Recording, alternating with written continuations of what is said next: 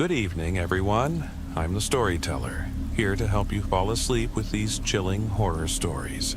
Before we begin, make sure to subscribe to the channel and like the video. I'd love to know where you're watching from and what time it is, so feel free to leave a comment. When you're ready, get comfortable and relax. It all started. I was about 13 years old when it all went down.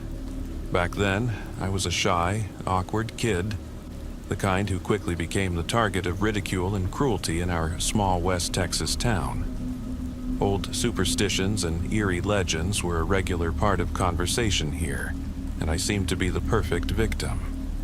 For years, almost everyone in town tormented me. It was the start of a new school year, and before long, I found myself at the mercy of Billy and his gang, Ricky and Travis always trailing behind him. That day, things went further than ever before. They trashed my notebooks and pencils outside of school and beat me up in broad daylight on the dusty main street. I told my parents, teachers, and even the principal about what happened, but the school did little to intervene. Billy and his cronies were just sent to the principal's office and given a warning, far from enough to end the relentless torment. I cried a lot that day, and the anger inside me burned fiercely. I yearned for revenge, desperate for a way to make them suffer as I had. Yet, I was too scared to stand up for myself, knowing full well what might happen if anyone ever learned it was me. With hardly any friends to rely on, I confided in my parents about everything. They were understanding, but there wasn't much they could do to shield me from the daily abuse.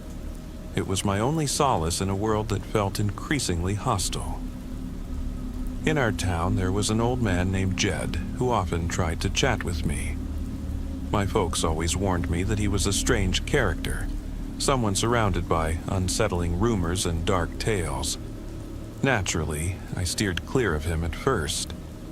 One sweltering evening, as the sun dipped low behind the mesquite trees and the red dirt roads shimmered in the heat, I was walking home after another grueling day at school, a day full of humiliation and cruelty, when I ran into Jed. By then, he'd moved into the rundown house right next door, its sagging porch and creaking boards a fixture of the neighborhood. He called out to me twice in his gravelly voice, and for once I couldn't resist the pull. Instead of bolting away like usual, I hesitantly stepped toward him. He asked me how school was going and mentioned that he'd once been a friend of my granddaddy. We settled onto a rickety wooden chair on his porch, the sound of cicadas filling the heavy air as we talked. Jed spun incredible yarns about his past, stories of riding out fierce dust storms, nearly being struck by lightning while hauling cattle in a sudden violent storm, and even tales of a narrow escape from a rattlesnake pit near an abandoned oil field. I listened, wide-eyed, longing to be as brave and wild as he.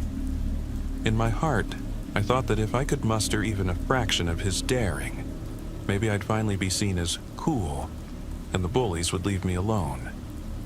But no matter how hard I tried to avoid Billy and his gang, their cruelty only escalated.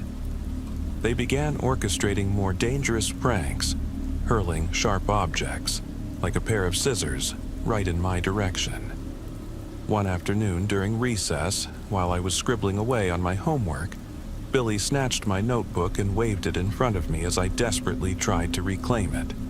Two of his pals held me down while he tore the notebook to shreds and dumped the fragments into a nearby trash bin. Laughter erupted from the gathered kids. Both boys and girls joined in. In that moment, a burning desire for justice overtook me. On my way home that day, I encountered Jed again. He beckoned me over with a crooked smile and led me into his creaking house, a place filled with relics of a bygone era. Dusty oil lamps, faded photographs of a younger Jed in a leather jacket, and old vinyl records playing soft country tunes. Almost immediately, I sensed a strange, almost electric tension in the air. A feeling that the kindly old man I thought I knew was wearing a different face tonight.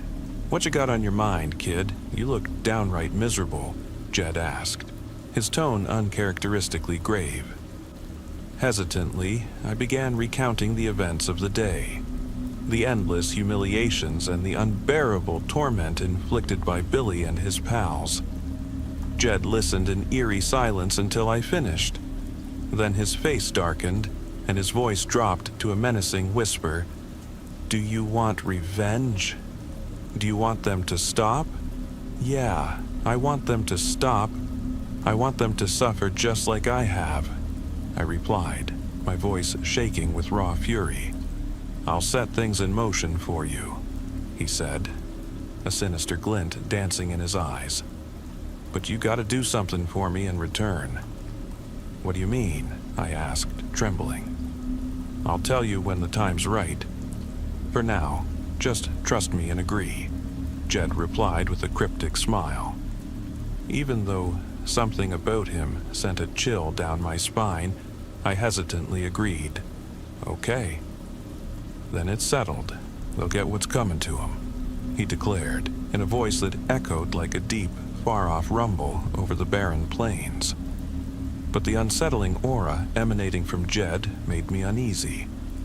I told him I didn't feel right and bolted out of his house as fast as I could. That encounter haunted me for a long time. I couldn't shake the image of that dark, shifting expression on his face.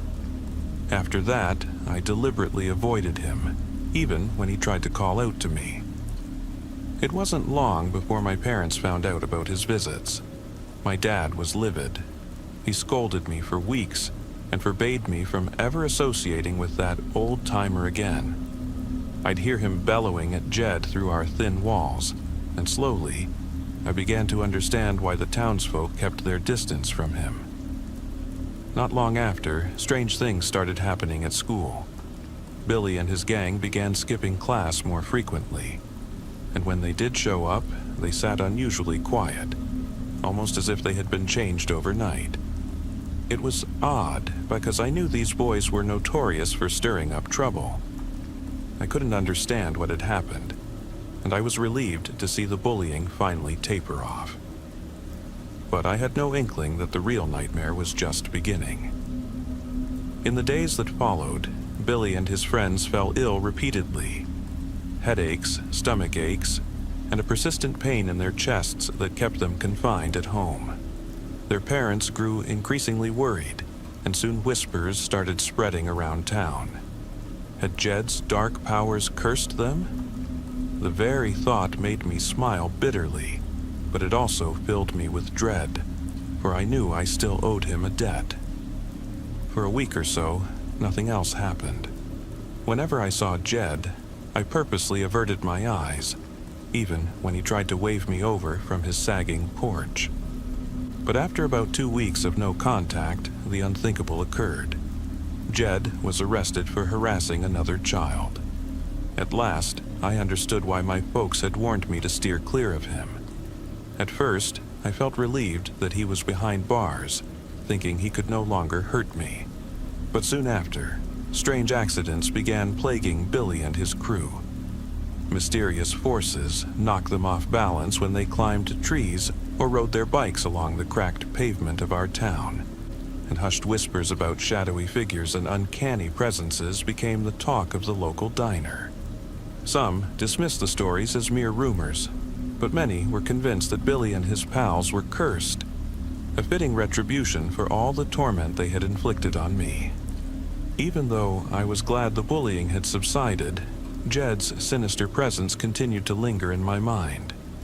Every now and then, I'd feel as though something unworldly was watching me from the edge of the cornfields. I often wondered what might have happened if he hadn't been taken away.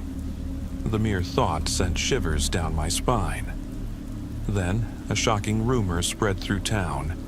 Clint, one of Billy's closest friends and the best swimmer at our school, had drowned in the nearby dusty lake.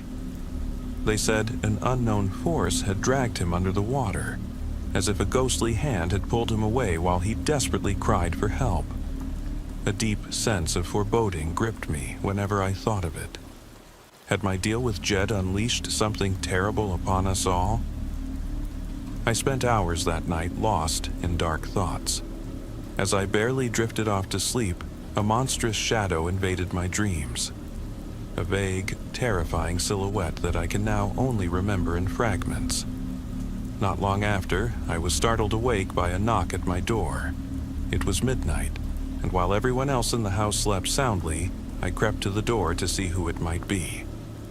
When I opened it, there was no one, just the silent, stifling night.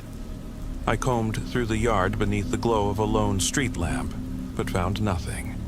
No sooner had I closed the door did the knocking resume. This time, mustering all my courage, I checked again. But again, there was no one there. Those eerie events stole my sleep that night, and the following day I suffered severe headaches that kept me home from school. I recounted every unsettling detail to my mother, the midnight knocks, the haunting dream, but she dismissed it as an overactive imagination. Yet, deep inside, I knew something was terribly wrong. One fateful night when I was home alone because my parents had gone to tend to my sick grandmother, the knocking grew louder and more insistent. It was well past 3 a.m., and I trembled with fear, too scared to open the door. I lay frozen, paralyzed by terror, as the relentless knocks echoed through the silent house until they suddenly stopped. With a pounding heart, I finally mustered the courage to open the door, only to find nothing there. Barely settling back into bed, I heard a soft, unnerving whisper calling my name, a voice so deep and unnatural that it sent chills racing down my spine. I peered into the dark hallway from which it seemed to emanate, but saw nothing. The night passed in a haze of mounting fear and restless unease. The next day, I skipped school again because of my ongoing headaches. A few days later, when I found sleep equally elusive, the knocking at the door became even more persistent. This time, even my parents were awake, though they slept as if nothing were amiss. In desperation, I roused my father. "Dad, wake up! Someone's knocking at the door." He listened for a moment and in his gruff Texan tone replied, "I ain't hearing nothing." But the knocking persisted, trapping me in a cycle of terror. Eventually, the noise became so unbearable that I had to step outside to get a drink of water. As I sipped from a chipped mug on the back porch, I noticed a dark figure lurking behind an old mesquite tree. One massive, eerie eye glinted from the shadow, while the rest of its face melted into darkness. I instantly knew that what I saw wasn't human. Startled and nearly choking on my water, I bolted back inside. In the nights that followed, the terror only worsened. I blacked out repeatedly, waking up in the middle of the vast, open brush, with no memory of how I got there. Thankfully, the wilderness wasn't too far from home, so I managed to find my way back, though each journey left me more shaken. My parents grew increasingly worried, and finally I told them everything about Jed, the unholy pact I'd made, and the relentless supernatural horrors that had since plagued my nights. That's when my father, his voice low and full of regret, pulled me aside one quiet evening while my mother was out in the kitchen. He revealed the true story of Jed. It turned out that Jed hadn't always been a local. Once, he'd been a well-respected man with everything in order, but everything changed when he met Lila, one of the prettiest girls in town with a heart as big as Texas. He fell hard for her at first sight. Lila, kind and beloved by everyone, from the folks at the church to the regulars at the corner diner, had once been friendly with Jed, but when he proposed to her, she coldly turned him down, insisting that their relationship was purely platonic. Crushed, Jed soon learned that Lila was engaged to a generous, hard-working man named Thomas, who was known around these parts for lending a helping hand to anyone in need. Consumed by jealousy and bitter rage, Jed delved into dark rituals to curse Lila and Thomas, and it seemed his sinister magic had taken hold. Lila suffered 3 miscarriages, and Thomas fell gravely ill time and again. So much so that even the best doctors in the nearest big city were baffled. Before long, everyone in town whispered that they were cursed. Eventually, Lila did become pregnant again, her fourth child. At first, things appeared normal, but shortly after the baby was born, deformed and lifeless, Lila's condition deteriorated rapidly. Thomas continued to fall sick, and Jed's unruly behavior escalated, harassing and even assaulting some of the townsfolk, which ultimately led to his arrest and banishment. Yet, after his release, he reappeared as if drawn back by some dark force. Although this grim tale wasn't exactly child-friendly, my father insisted that I learn the truth about Jed, and he was relieved I hadn't been ensnared by his dark influence back then. But that was only the beginning. The paranormal encounters grew ever more frequent. I kept seeing the same bizarre, unsettling creature, its limbs unnaturally thin and contorted, its single glaring eye burning into my soul. Every time I caught a glimpse of it, I'd black out and find myself in the brush or out near an abandoned farmhouse. The episodes increased until my parents finally called in an exorcist to get to the bottom of it all. One such exorcist, a man named Jake, even stayed with us for a while to assess my condition. During Jake's stay, everything seemed normal at first. He and his team couldn't pinpoint anything wrong with me, or with our creaking old house that had seen better days. But just a few nights after they left, I had a vivid, horrifying dream. I was trapped in an endless white room, and from the far end, that grotesque creature advanced on me. It grinned in a mocking, inhuman way, and spoke in a voice that chilled me to the bone. I remember only fragments of its words. It declared that it would curse Billy and his gang, and that my body was now collateral. I awoke the next morning drenched in sweat. I tried to convince myself it was just a nightmare, but the oppressive dread lingered. From that day on, the blackouts became more frequent, and I'd suddenly find myself in places I couldn't recall traveling to.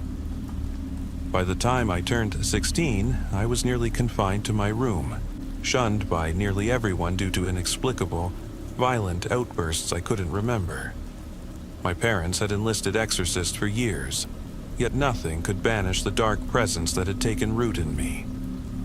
One night, not long after midnight, I heard a deafening crash outside, like a motorcycle colliding with something solid.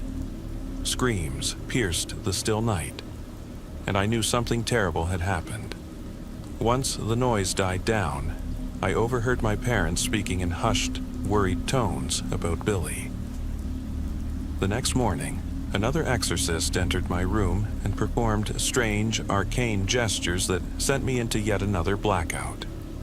Then he delivered the most unnerving revelation. When he asked if anything unusual had happened with Jed, I recalled that eerie encounter on that fateful day, the one that carried an unmistakable cursed aura. The exorcist explained that it wasn't truly Jed who had spoken to me, but rather a vengeful spirit, a malevolent force that thrives on negative emotions. Once someone strikes a bargain with it, the spirit takes over the victim's body, and the nightly blackouts will persist until the spirit finds another host. Likewise, the curse I had unwittingly laid upon Billy and his cronies would haunt them until their dying day. Those words struck me like a lightning bolt. My parents were beside themselves with worry. Not long before, Billy had been in a serious accident. Injuries so severe that one of his legs had to be amputated in a city hospital. Rumor had it that this was the direct result of the curse I'd unleashed. Now, at 32 years old, I find myself unable to lead a normal life. The possession and the unholy pact with that vengeful spirit, a supernatural force born from pure malice, have robbed me of any hope for a proper future. My parents still confine me to my room, and I only open the door when absolutely necessary. To this day, I live with the crushing regret of the deal I made with Jed on that fateful night. This is my story, a true account of how a desperate thirst for revenge spiraled into a nightmare I could never escape. A dark chapter set against the rugged, unforgiving backdrop of Texas. As a child, I despised summer vacation. While my school friends boasted about trips to water parks, county fairs, or bonfires under the vast Texas sky, I had little of my own to recount. For the first 4 years, my summers were as uneventful as a cloudless, searing day on the dusty plains of West Texas. That all changed the summer I turned 11, a summer that would forever haunt my memory with dread and inexplicable terror. Every year, as was our long-held family tradition, my parents sent me off to spend the summer with my grandfather. He lived on an old cattle ranch just outside Bandera, a small town in the Texas Hill Country, known for its weathered legends and stubborn pride. His time-worn farmhouse, built in a style that recalled early pioneer days, stood amid sprawling, parched fields and mesquite groves that whispered secrets of an era long gone. Behind the house, in a dry, murky watering hole that once served as a cattle trough, locals spun chilling tales for generations. They said the pond was cursed, haunted by the restless spirits of those who had met tragic ends under the relentless Texas sun. Grandpa was a tall, gaunt man with a pallid complexion etched by years of hard labor under the brutal sky. His head was kept close-shaven, glistening like worn leather in the midday glare, and his hooked nose lent him an almost spectral appearance. His eyes, dark and steely, never betrayed warmth. Even the rare sight of his only grandchild, whom he saw but once a year, did nothing to soften their hard glint. He dressed exclusively in faded, dusty work shirts, worn denim, and a battered vest that looked more suited for a church service or a funeral than a summer on the range. Hanging on the creaking front door was an old "No Dogs Allowed" sign, an oddity since he kept no animals, a silent admonition hinting at a deep-seated mistrust of outsiders. The long, isolated months on that ranch were pure torment for a modern boy like me. The ancient television set, with its clunky back and unreliable rabbit ear antenna, offered only meager amusement, mostly old religious cartoons or outdated children's shows that belonged to another era entirely. My days were spent poring over dusty books, playing with the few allowed toys, or wandering aimlessly across the barren, sun-baked landscape once my chores were done. Every Sunday, Grandpa would drive me in his old pickup to the modest, whitewashed church in Bandera. During the week, he forced me into all sorts of duties, handing out soup at the local diner, or delivering canned goods to elderly neighbors along cracked, dusty roads. Under the relentless Texas sun, and with not a single shady mesquite in sight, each day felt like an interminable, infernal ordeal. Every evening, we closed the day with a quiet prayer, while the tasteless, water-cooked meals left our mouths yearning for something real. Though Grandpa never showed overt affection, I sensed he cared in his own peculiar way. He would ask if the food suited me and occasionally offer a bedtime story, tales I'd long dismissed as childish fancy. But the summer before my 5th school year was different. That fateful morning, as my mother dropped me off in her aging, rusted Chevy, parked askew on the gravel drive, a strange silence cloaked the property. Standing together on the creaking porch as she knocked on the door, we found not even the chirp of a mockingbird or the rustle of mesquite leaves to break the stillness. It was as if the very land held its breath, while unseen forces watched from the shadows of the scrub. After a long, uneasy pause, Grandpa cracked open the door.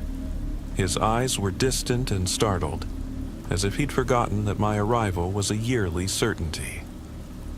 "Are you all right, Grandpa?" my mother asked softly. He blinked, as though emerging from a terrible reverie, mumbled a feeble apology, and ushered us inside.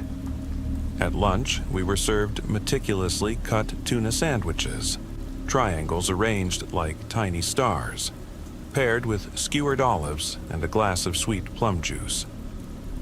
I naively assumed that the summer would follow its usual monotonous course. Yet, within days, unsettling changes began to stir. One early morning, as the outdated alarm clock rang sharply at 6, I sat before the flickering television when I realized the house was unnaturally quiet. No footsteps, no clatter of dishes, only silence. A prickling unease compelled me to turn around, and my heart nearly stopped when I saw Grandpa slumped behind the sagging sofa. In his faded checkered pajamas, his expression was fixed and hollow, as if he were a specter from an old ghost story. In a trembling whisper, he uttered a single word, "More," as if something essential, tied to the ancient curse of that watering hole, was missing. The day unfolded with Grandpa drifting in a state of eerie detachment. At breakfast, he mechanically pushed his food aside while muttering about sleeplessness and a disquiet that clawed at him from within. When I timidly asked if something was wrong, he curtly waved me off and retreated to his room, leaving me with only a growing sense of dread. My inner turmoil swelled as the day wore on. That afternoon, while I aimlessly skipped stones by the watering hole's edge, I noticed an unnatural stillness. No chorus of crickets or gentle breeze rustling the brush. Instead, my eyes fell upon a macabre sight. Dead frogs, rotting turtles, and other lifeless creatures floating on the stagnant water. Near an old tire swing bolted to a gnarled oak, a lone bird lay motionless, encircled by broken eggshells. These ghastly scenes evoked the whispered warnings of the locals, warnings of a curse tied to that forsaken watering hole. A curse that had once reaped a terrible toll on those who dared to come too near. Then came the moment that shattered my fragile sense of normalcy. I heard a strange, bubbling sound emanate from the water. At the very spot where one of my skipped stones landed, ripples formed in a distinct V-shape, as though something beneath the surface was stirring. In that heartbeat, the old stories of water spirits and vengeful souls, legends passed down by old-time Texans and even remnants of native lore, flashed in my mind. I looked up, and for just a split second I thought I glimpsed a vague, human-like outline emerging from the depths. My heart pounding, I dashed back toward the house. From the creaking porch, I dared one last glance at the watering hole. For a fleeting moment, a rounded shape seemed to hover near the waterline.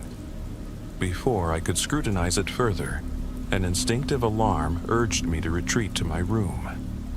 Inside, I attempted to wake Grandpa, but he was already at the window, staring blankly into the dusk as if transfixed by an unseen horror. "Grandpa, do you see something in the watering hole?" I asked, voice trembling. He stared unseeing at the horizon and murmured, "Flesh." "Flesh? What do you mean?" I pressed, unable to grasp the strange logic. For a moment, he seemed to register my presence, his brow furrowing before he muttered a frustrated, "Damn it," and stormed up the creaking stairs, leaving me with a storm of questions and mounting terror. At a later breakfast that he barely touched, Grandpa mechanically pushed his food around his plate, softly grumbling to himself. When I timidly asked if something was truly amiss, he curtly mentioned he hadn't slept well, and sent me off to rustle up a ham snack in my room.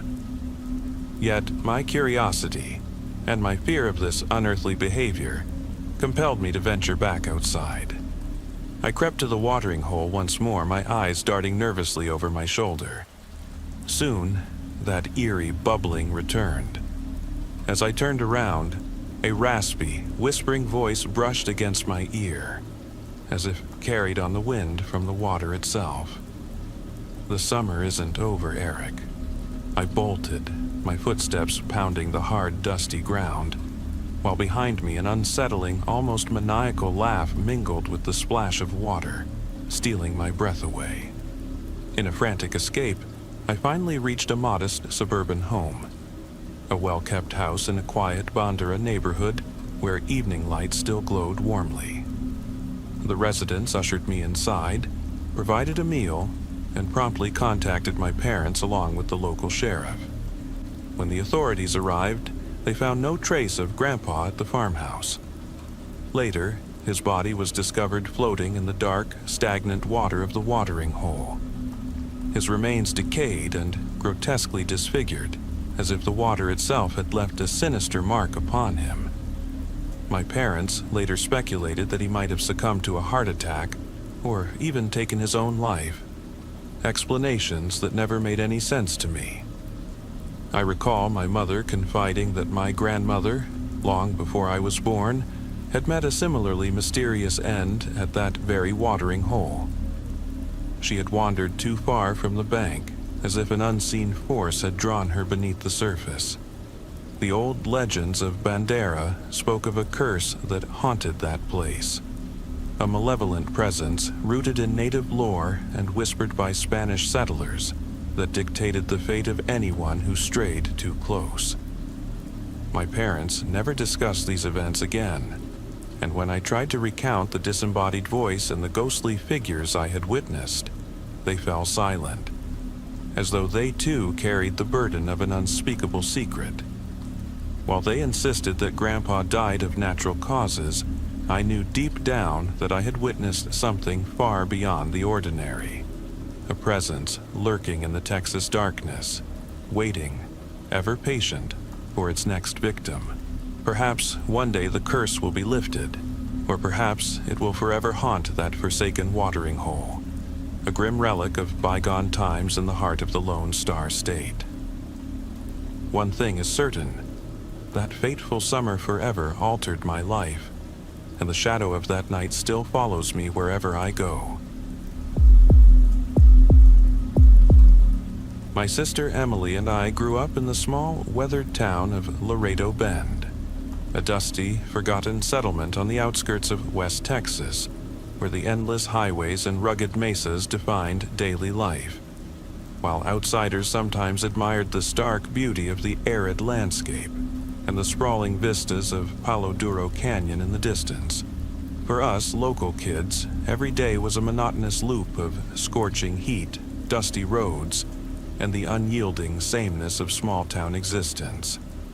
The only thrill that ever broke the routine was the local legend known as the Rattlesnake Cave Game. The game centered on a mysterious limestone cave tucked away on the edge of a steep bluff near the Guadalupe Mountains. Accessible only by a narrow, precarious trail carved into sun-baked rock, the cave was steeped in eerie lore passed down through generations of Texans. The relentless Texas sun and shifting desert sands made any notion of an easy descent impossible. So we had to muster our courage and navigate the treacherous path with trembling hands. Loose stones, jagged edges, and the constant threat of rockfall forced us to crawl like lizards along the rugged cliff face, always praying that the next climber would notice if we lost our grip. Many of our playmates ended up with scraped knees and a few broken bones from that dangerous trek. Yet, Emily and I always managed to escape, breathless and dusted with red clay. When a brave soul finally reached Rattlesnake Cave, the challenge was to discover a hidden passage in the ancient rock. A secret door said to open only when a series of cryptic rules were followed. These rules ranged from a simple rhythm of knocking on the stone to reciting an old cowboy ballad that nearly everyone believed had been forgotten. No one we knew had ever succeeded. Local whispers claimed that decades earlier, a handful of daring youths had mysteriously vanished after winning the game, their disappearance spoken of in hushed tones at the dusty diners and rundown roadhouses of Laredo Bend. Some said the passage led to hidden gold or a long-lost smuggler's tunnel, while others swore it was a gateway to another realm entirely. A realm that chose its champions without warning. Even though the ominous hints of past tragedies and the perilous climb chilled our bones, Emily and I couldn't resist the lure of the cave's secrets. At least once a week, we would brave the brutal Texas heat and descend into the humid darkness of the cave. Side by side, we pounded our fists against the cool, rough stone, hoping that our determined rhythm might trigger the ancient mechanism or break an old curse. There was no consensus among our ragtag group of local misfits about what lay behind the hidden door.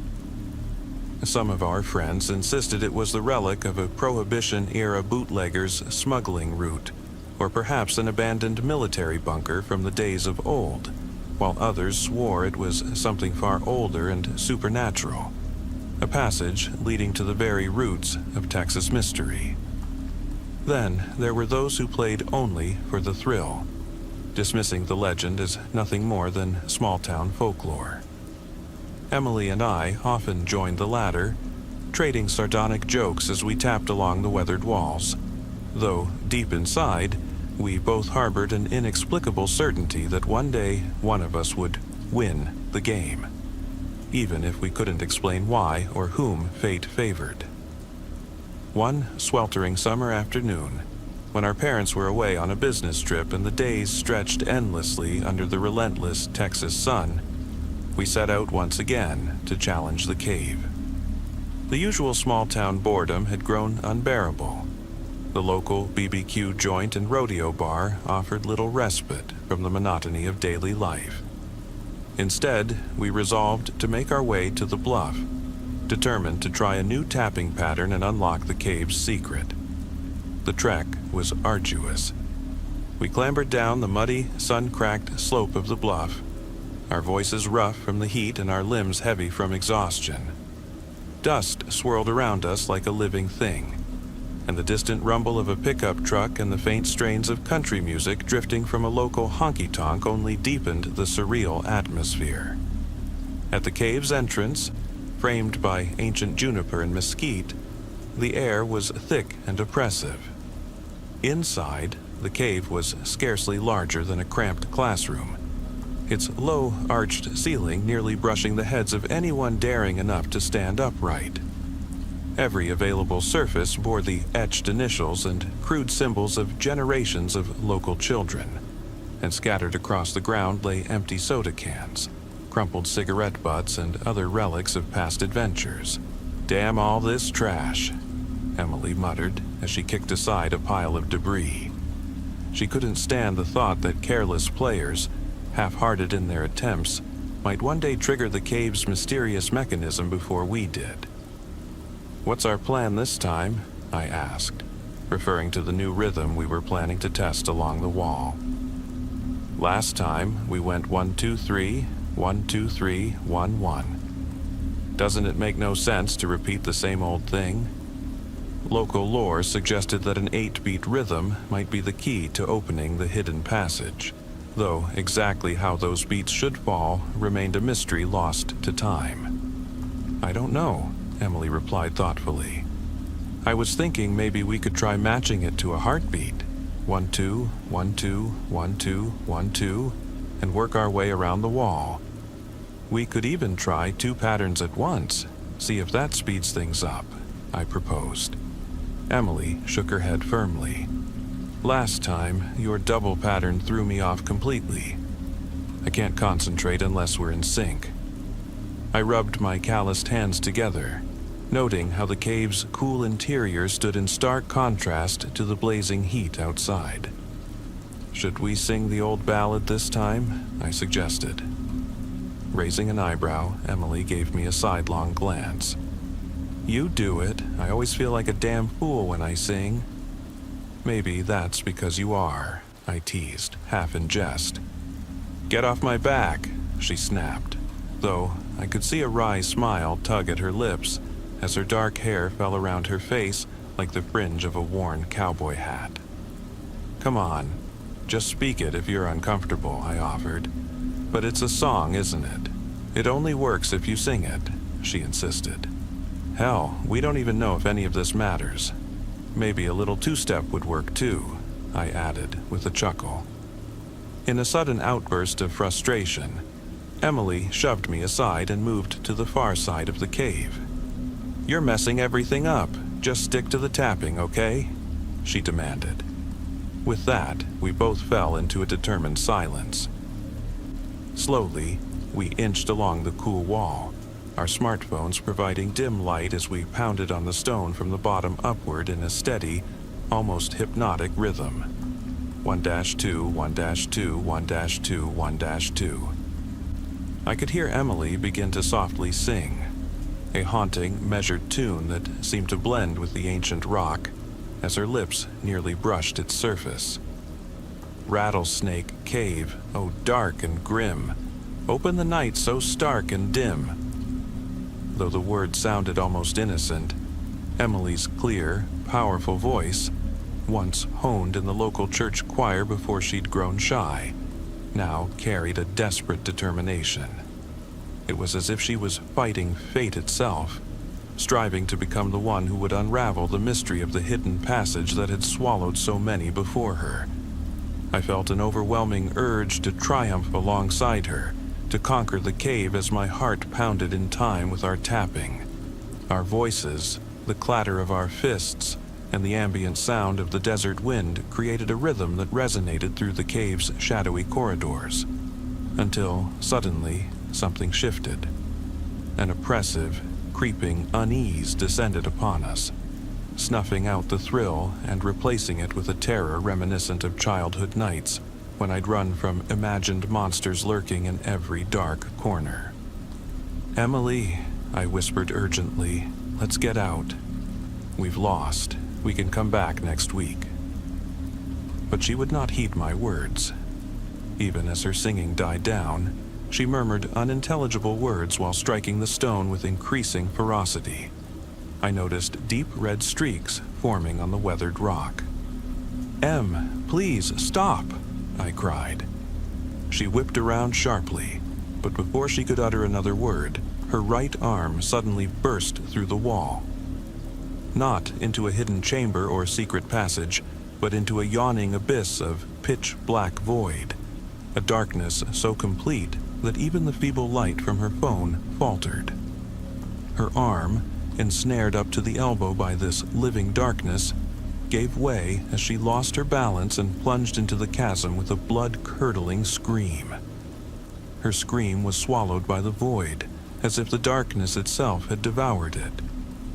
I rushed after her, desperately grabbing at the back of her flapping shirt, but in that terrifying moment the opening sealed shut, replaced by an unyielding, jagged wall. A torn piece of her shirt dangled like a tattered banner, and her phone lay shattered at my feet, its battery ripped away in the chaos. I stood frozen, clutching that scrap of fabric, staring in disbelief at the sealed wall that had claimed my sister. Overcome by horror, I let out a scream, a raw, anguished cry mixing grief, terror, and furious despair at the loss of the only person who had ever truly understood me. Furious, I hammered on the stone until my hands bled, pleading with the unyielding rock to release her, trying to recall the precise tapping pattern that Emily had used. But nothing changed. For what felt like an eternity, I remained there, the oppressive silence and searing heat of the Texas night crushing me, until I finally staggered out of the cave and climbed the rugged bluff, my mind numb and my heart shattered. All around me, the only sounds were the echo of Emily's final scream, the relentless crash of wind against stone, and the deep, unbearable ache of loss. Muddy and dust-covered, I staggered back to town, barely aware of the concerned faces that emerged from pickup trucks and gas stations. My mother's trembling hand on my shoulder, her eyes wide with horror, pierced through the shock as she cried, "Emily, she's gone! God damn it, she's gone!" I screamed in return, my voice mingling with the cacophony of local disbelief and whispered rumors. My parents hauled me into the modest kitchen of our creaking old house, forcing me to sit at the scarred wooden table as I fought against their desperate embraces. They had grown up in Laredo Bend, too, having played the rattlesnake cave game in their youth before dismissing it as a childish superstition. Yet now, as adults, their anguished expressions betrayed the incomprehensible horror of my tale and the bitter reality of Emily's disappearance. In the days that followed, the small town buzzed with rumors.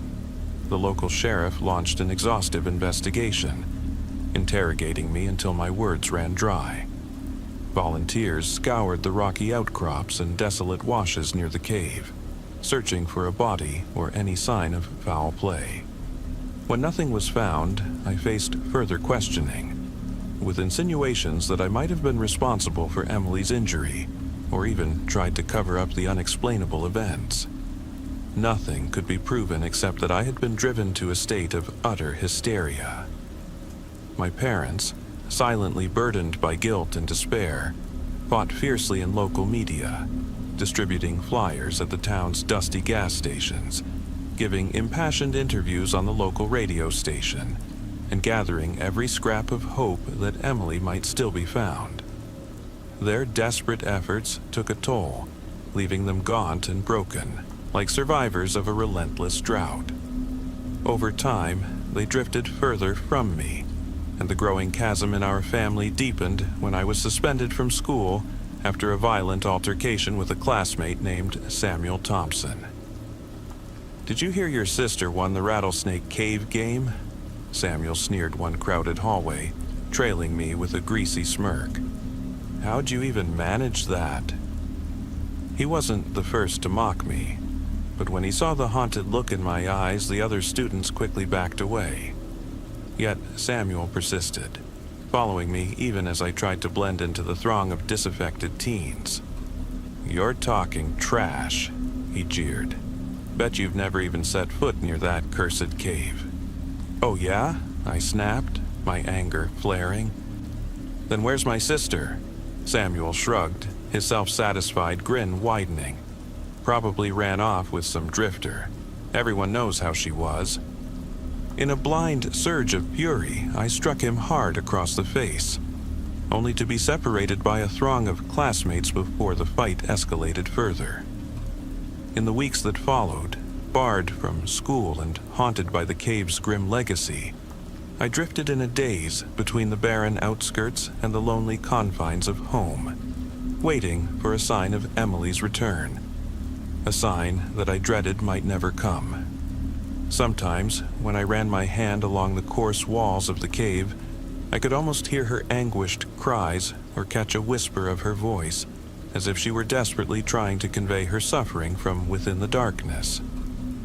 More often, it was just the mournful howl of the wind or the distant call of a lone coyote under the starry Texas sky. Yet, in my heart, the echo of all those lost souls, children and dreamers swallowed by the cavern, remained an ever-present reminder of the cave's sinister appetite. For years, I shuttled between the ghostly ruins of my past and the barren present of Laredo Bend, until, in my later youth, my mother fell gravely ill with a heart condition. My father sank into a deep depression, overwhelmed by loss and unable to care for her, and soon my life became a series of bleak days tethered to their sorrow. I carried with me a crushing guilt, convinced that if I had never pushed her away with a careless word, Emily might never have been claimed by the cursed cave. In time, I even forgot the closeness we once shared, resigning myself to the belief that Emily was always destined to be a player of the rattlesnake cave game, and that it was only my terrible timing that had forced me to witness her vanishing. My mother died when I was 20, and my father could barely meet my eyes as we laid her to rest in the small weathered cemetery at the edge of town. A few months later, he succumbed suddenly to a heart attack, leaving me alone in the hollow shell of our old house, a house filled with memories too painful to bear. I sank into a loneliness I felt I had earned. Then, one stifling summer night the following year, a persistent knock shattered the silence at my front door. I lay in bed, hungover and reluctant to face another day, when the tapping grew louder. First at the door, then at the windows. When it finally reached the glass, I staggered down the creaking wooden steps and hesitantly opened the door. Standing before me was a young girl with wet, disheveled hair plastered to her face and sand streaking her features like a half-worn mask. She couldn't have been more than 16, yet there was a strange, almost ancient weight in her gaze, as if the hardships of life in this harsh land had etched their mark upon her soul. I recognized her immediately. It was my sister, but how could she stand here so unchanged? With a trembling hand, I held her at bay. "Won't you let me in?" she asked in a voice that was identical to the Emily I remembered, yet somehow flat and lifeless. "No," I stammered, shaking with disbelief. "You're not Emily. That can't be. You're still in that accursed cave. You're dead. I saw what happened." She shook her head slowly, and in her eyes the warm brown of our childhood had faded into an unfathomable black. "The cave set me free," she whispered. "Everyone who won before me, they're still there." A wave of weakness washed over me as I clung to the door like it was my only lifeline. "I don't understand," I murmured. "What do you mean?" "Just let me in and I'll explain," she pleaded softly. With no clear alternative, I stepped aside and allowed her into the dim interior of our home. Emily still wore that delicate faded pink t-shirt from the day of the game, a shirt torn at the back where it had snagged on the rocky edge of the cave. For a long moment I wondered if my exhausted mind had conjured up a ghost. But when she passed by and her hand brushed my arm, I felt the unmistakable warmth of a living being. We settled into the sparse light of our living room, and after a heavy silence I finally asked, "What was that opening in the cave? The crack you fell into?" "Alive," she answered simply. I burst into hysterical laughter. "How can a cave be alive?" "It only seems that way," she explained in a soft, measured tone. "I believe it's a creature, a being. Some of the kids who played here long ago called it by a name. And this game, it isn't about rules or winning. It chooses whom it lets in whenever it feels like it." I studied her face, now etched with a solemn gravity that mirrored the darkest moments we'd experienced in that haunted cavern. "How do you know it chooses people?" I asked hesitantly. "Because it spoke to us," she replied quietly. I could hear its voice in my head, as if the darkness itself whispered a secret. It called itself Rattlesnake, like an ancient legend carved into the very heart of Texas. I wiped the sweat from my brow as memories of that terrible night surged back. When it swallowed me, I heard the cries of children, pleading, desperate cries of those who'd never escape. They were frozen in time, as if the cave wanted to preserve them forever. I heard them, but none of us could truly understand. Emily lowered her head into her arms and fell silent, leaving me to wonder how much of herself she'd lost in those long, unyielding years of darkness. Perhaps even her very soul. "People will keep playing the Rattlesnake Cave game," Emily finally murmured. "It doesn't matter what you do or say. It will always choose someone, whenever it fancies it." My name is Mark. I'm 26 years old, and I recently started a new job as a night shift caregiver at Lone Star Haven, a long-established nursing facility tucked away in the small, weathered town of San Augustine, Texas. Tired of the frantic pace of retail, I sought a career that promised more meaning and fulfillment. Lone Star Haven occupies an old red brick building constructed in the early 1950s, a relic of post-war Texas whose history is woven into local lore. Locals whisper about strange occurrences in its shadowed hallways, and the building's creaks and groans are said to echo secrets of a bygone era. Before taking the helm of my duties, I endured an intensive training period. I spent 2 grueling weeks in classroom sessions at the central office in downtown Austin, learning everything from patient care protocols to emergency procedures, and then 2 weeks shadowing the night shift of my predecessor, a seasoned Texan caregiver named Jack. Jack, with his steady drawl and firm handshake, took me under his wing, explaining every nuance of Lone Star Haven, from the personalities of its residents to the quirks of its ancient plumbing and drafty corridors. At Lone Star Haven, residents is the respectful term we use for the 10 seniors who live here. 5 men and 5 women, each relying on assistance for daily tasks. When I began, only 4 of the women were still with us. Nancy, a vibrant soul known for her love of painting with her fingertips, had passed away not long ago. In her former room, I discovered her bright, Texan-inspired artwork. Lively handprint motifs, sketches of bluebonnets and wildflowers, and ghostly figures that evoked the tall tales told around campfires on sultry Texas nights.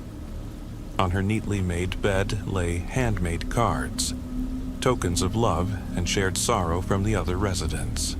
Nancy had always insisted on leaving her window shades wide open, as if to keep one eye on the sprawling mesquite groves outside, a ritual that lent her room an air of bittersweet connection to the vast Texas sky. The first few weeks blurred together in a haze of learning and routine. Jack warned me that some residents were prone to falls. Given their frailty, it was essential to conduct rounds every 2 hours and be on high alert for any unusual sounds that might signal trouble. On the final day of training, while sitting in the facility's old kitchen, its walls adorned with faded tin tiles and a persistent scent of strong coffee, Jack leaned in and confided a chilling detail. The building sometimes emitted inexplicable creaks and groans late at night, as if the very bones of the house were shifting. He even described moments when shadows in the dim corridors morphed into human silhouettes, and he swore he once saw a spectral hand glide past a door frame before vanishing into darkness. I was raised in Texas with a healthy skepticism, yet even I couldn't help but feel a shiver as I listened. 3 months into my job, I had yet to encounter anything that defied explanation until last evening. It was 11:20 p.m., and after my regular rounds confirmed that all residents were fast asleep and every appliance was turned off, I settled in the sparsely lit rec room. The only light came from a single, flickering ceiling fixture, casting long, wavering shadows across the worn linoleum floor. Out of the silence, a distinct ker-thunk echoed down the women's wing. My first thought was that Mrs. Elizabeth might have taken an unplanned tumble out of bed. But when I checked her room, I found her safely and carefully repositioned. Perhaps it was Mrs. Abigail. Yet her room, too, was undisturbed. Methodically, I inspected every room, Mrs. Charlotte's, Mrs. Pam's, and all appeared as they should. In an old building like this one, I reasoned, strange noises were not uncommon. The creaks could be attributed to settling foundations and the cool Texas night air. I returned to my laptop to work through an online training module, but within minutes, the ker-thunk resounded again. I rose, retraced my steps through the darkened corridors, secured all the windows against the chill autumn breeze, and verified that every door was locked, even in Nancy's former room, whose door I had left ajar earlier. I shut the door firmly, convincing myself that the crisp desert wind was the culprit. However, the sound grew louder with each occurrence. By the 3rd time, it seemed more insistent, and on the 4th, a sudden, jarring ka-chunk shattered the night. In that heartbeat, the hum of the aging air conditioner and even the soft buzzing of the rec room light died, replaced by an oppressive, all-consuming silence. I stood, heart pounding, half expecting a cry for help from somewhere in the maze of rooms, half hoping the dreadful cold would vanish. With a deep, resigned sigh, I resumed my rounds through the corridors. A nagging fear crept over me that perhaps someone was breaking in, as old buildings in rural Texas sometimes attract nefarious characters. I meticulously checked the men's wing, then the rooms of Mrs. Elizabeth, Mrs. Abigail, Mrs. Charlotte, and Mrs. Pam, but found no sign of an intruder. After nearly 40 minutes of anxious patrolling and restless deliberation, I decided to take a short break. I pulled out my cell phone and scanned the local news. A mixture of county updates and debates over new oil drilling proposals that were all too familiar in these parts, while nibbling on a turkey sandwich and sipping a glass of sweet iced tea. So absorbed was I in the local headlines that I almost missed the sound. A soft, deliberate footstep echoing down the women's corridor, as if someone heavy-footedly made their way along the hall. I froze, my breath catching in my throat, as a deep sense of foreboding compelled me not to turn around. The only ambient sound remained the low, constant hum of that lone ceiling light. After that unnerving moment passed, I resolved that for the remainder of the night every light in the facility, across corridors, kitchens, and bathrooms, would remain on. I quietly played some soothing country ballads on my phone, trying to calm my nerves. The eerie sounds did not return for the rest of the shift, and after 2 more rounds checking the residence rooms, I began to think that perhaps it had all been a trick of my tired mind. Yet, during the final round, as I inspected the men's quarters and the rooms of Mrs. Elizabeth, Mrs. Abigail, Mrs. Charlotte, and Mrs. Pam, something odd caught my eye. The door to Nancy's former room was slightly ajar, even though I had closed it moments before, and despite the fact that morning shift colleagues had already gathered in the common area. A chill ran down my spine. Though every rational thought told me not to intrude, curiosity overpowered me, and I slowly opened the door. Everything appeared just as I had left it, until I noticed the window. There, faintly etched into the glass, was the outline of a handprint. At first, I assumed someone must have peered through from outside, but the print was unmistakably pressed from the inside, as though someone had deliberately laid their hand against the pane. Had it formed recently? The impression was subtle, yet I was certain it hadn't been there before. A cold dread overtook me. I retrieved one of Nancy's cherished paintings, a delicate piece depicting a field of bluebonnets under a vast starlit sky, and held it against the window.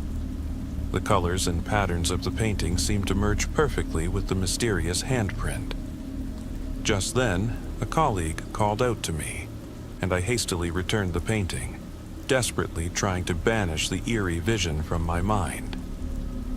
At dawn, I drove home along the long, dusty roads of East Texas, my thoughts tangled like the mesquite thickets along the roadside. I played a few rounds of video games in a vain attempt to steady my nerves, but sleep eluded me. It's hard to settle in a place shadowed by such inexplicable events, even when the first warm light of sunrise timidly pierces the drawn curtains. Yet the next day, as I returned to work, the echo of that haunting kerthunk lingered in my memory, leaving me to wonder if this storied building harbors more dark secrets than its weathered facade dares reveal. I live in an ancient Texas homestead, a true relic of eras past in the heart of the Lone Star State.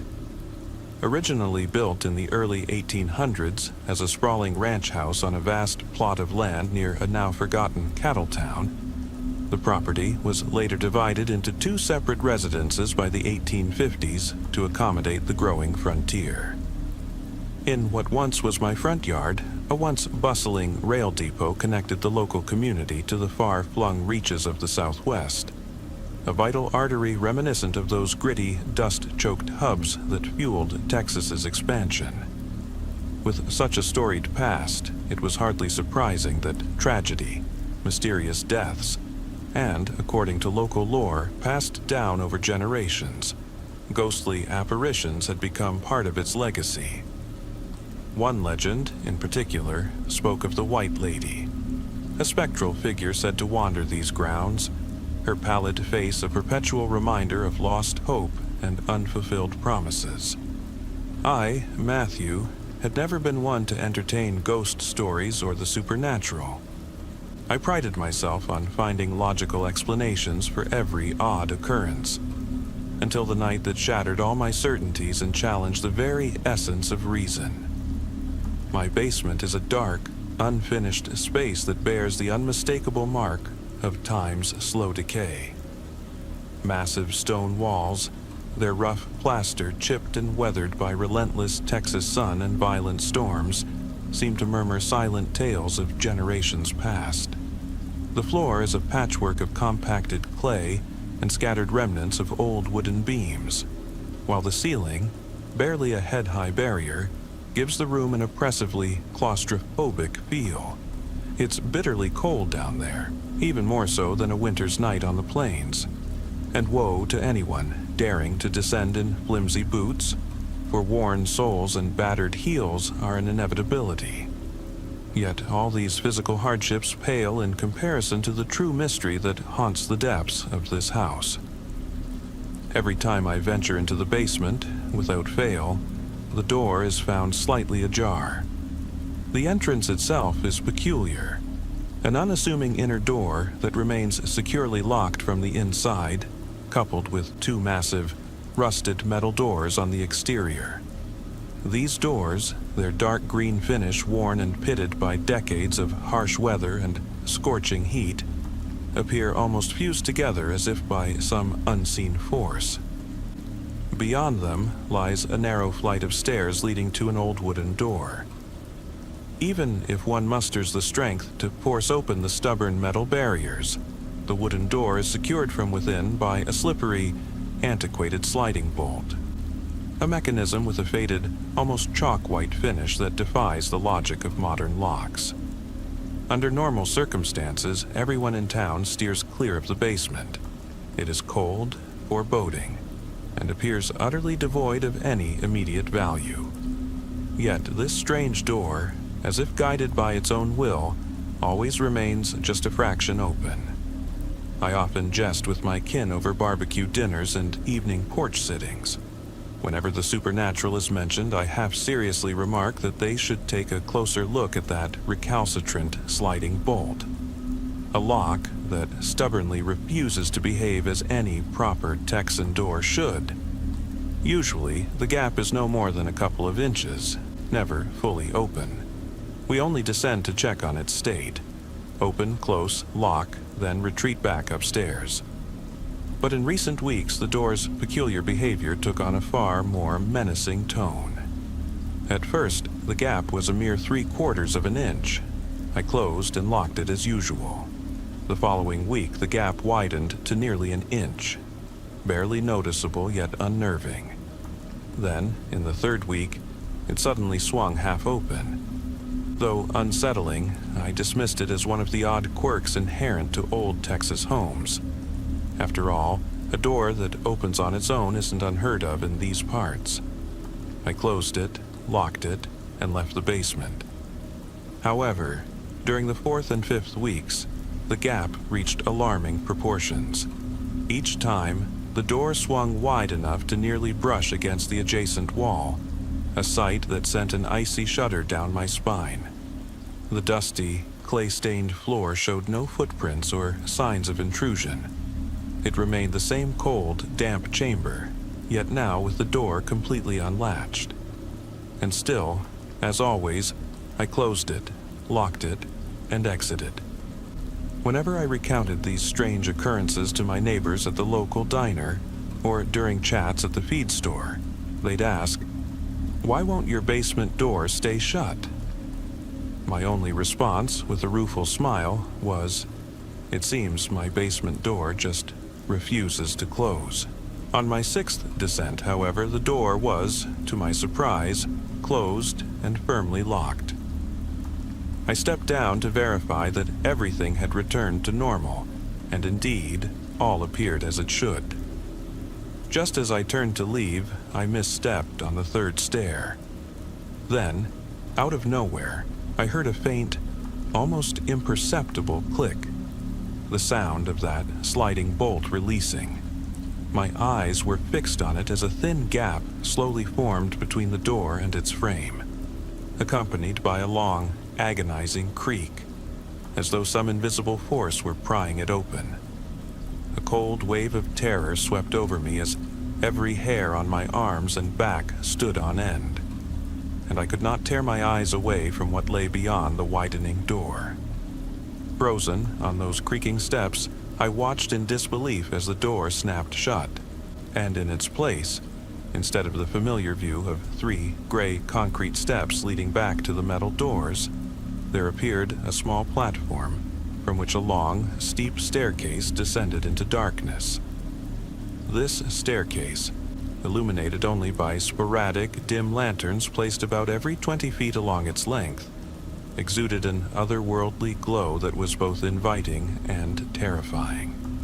A part of me screamed to retreat immediately and slam the door shut, while another, equally curious part urged me to venture further into this mysterious passage. Hesitantly, I released the cold, rusty railing, ducked beneath the low-hanging support beams and dusty ventilation ducts, and inched closer to the enigmatic opening. An unshakable dread crept up my spine as I realized that this staircase seemed to plunge deeper than I had ever imagined possible. What could be down there? I whispered, my voice barely audible. My mind overflowed with questions as a chill of terror gripped every fiber of my being. The staircase was dark, desolate, and inexplicably pristine despite its age. I reached out to touch the rough, porous walls, reminiscent of the weathered limestone found in parts of West Texas. The entire descent was shrouded in a gloomy, muted gray, lit only by the weak glow of distant lanterns. No sooner had I stepped onto the platform than an overwhelming sense of foreboding washed over me. I shouldn't be going down there, I tried to tell myself. But as any true Texan knows, curiosity can be as relentless as the desert sun. Step by step, I continued downward. With each creaking stair, the air grew subtly warmer, as if I were nearing another realm entirely. When I finally turned to look back, the path I had come by had vanished, leaving only the shadowy, dark gray steps stretching into both the depths below and the forgotten past above. With a resigned sigh, I pressed on until, after about 10 long minutes, something began to materialize at the foot of the staircase. A floor bathed in a faint, ghostly light, noticeably brighter than the surrounding stone. Cautiously, I advanced, even though there was no handrail to guide me, and as I neared, the murky light seemed to break through the darkness in reluctant glimmers. At last, I reached the floor, but on the penultimate step I lost my footing, stumbled, and tumbled down hard. I bruised my hand in the fall, though thankfully nothing more serious occurred. As I gathered myself, I surveyed the room into which I had crashed, and realized it was not the familiar basement I had always known, but an exact, eerie replica of it. Yet everything felt profoundly different. There was no visible exit except for the narrow staircase by which I had descended, and a strange ventilation duct near the floor caught my attention. I knelt down and approached the narrow, barred metal hatch, peered through its tiny openings, and tugged at it cautiously, but it refused to budge. Reluctantly, I stepped back. While exploring the uncanny room further, I noticed additional subtle changes. Extra ventilation ducts that hadn't been there before, slight depressions in the floor where none had existed, and areas where the ceiling now loomed higher than it had in my memory. And then, I heard it. Amid my own labored breaths, I detected a second, irregular sound of breathing. It was scarcely louder than my own, Yet, in the pauses between each inhale and exhale, it sounded menacing and utterly foreign. I frantically searched for its source, but it remained hidden in the oppressive gloom. My logical mind urged me to retrace my steps, to return to each strange anomaly, each suspicious vent, until I reached the very first grill that had caught my eye. There, the sound of breathing grew louder, a soft rasp against my skin that soon deepened into a quiet, almost guttural growl. Overwhelmed by fear, I retreated, crawling on my hands and knees toward the staircase, my palms scraping raw against the cool stone. The growl shifted into a sorrowful sigh, then into a deep, resonant rumble that vibrated through the still air.